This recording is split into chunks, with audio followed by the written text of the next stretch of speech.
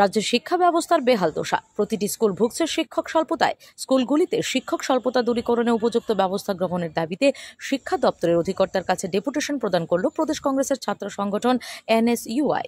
এক সাক্ষাৎকারে সংগঠনের রাজ্য সভাপতি স্বরূপ কুমার শীল গোটা কর্মসূচি সম্পর্কে বিস্তারিত জানান। তার অভিযোগ, বিদ্যাজ্যোতি প্রকল্পের মাধ্যমে শিক্ষার্থীদের কাছ থেকে অর্থ আদায় করা হচ্ছে, অথচ স্কুলগুলিতে পর্যাপ্ত শিক্ষক নিয়োগ করা হচ্ছে না, যার ফলে বিপাকে পড়তে হচ্ছে শিক্ষার্থীদের।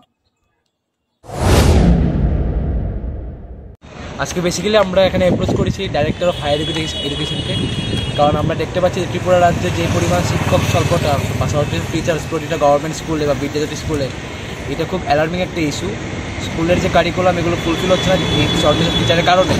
এমন দেখা যাচ্ছে যে একটি টিচার একসঙ্গে 2-3টি করে ক্লাস করাচ্ছে, বা এমনও দেখা যাচ্ছে অনেক পাহাড়ের অঞ্চল বা রিমোট এরিয়াসের মধ্যে কী হচ্ছে গিয়ে টিচাররা বাড়ির থেকে বসে ফোনের মাধ্যমে ক্লাস করাচ্ছেন, যার কারণে বাচ্চাদের যে সিলেক্টিভ ক্রাইটেরিয়া বা কারিকুলামটা সেটা তারা ফুলফিল করতে পারছে না।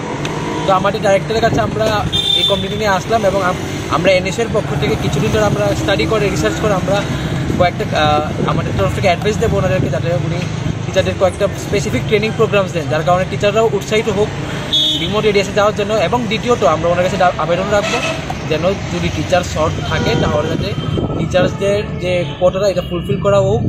অ্যান্ড অলসো আমাদের একটা প্রশ্ন আমরা জিজ্ঞেস করবো ওনাদের যে বিদ্যাজ্যোতির মাধ্যমে আমরা দেখতে পাচ্ছি যে তারা স্টুডেন্টের থেকে টাকা নিচ্ছে, কিন্তু এত টাকা নেওয়ার পরও কেন শিক্ষক স্বল্পতা বা শর্টেজ টিচার্স হচ্ছে, এই কারণটা আমরা অবশ্যই ওনাদের কাছে জানতে।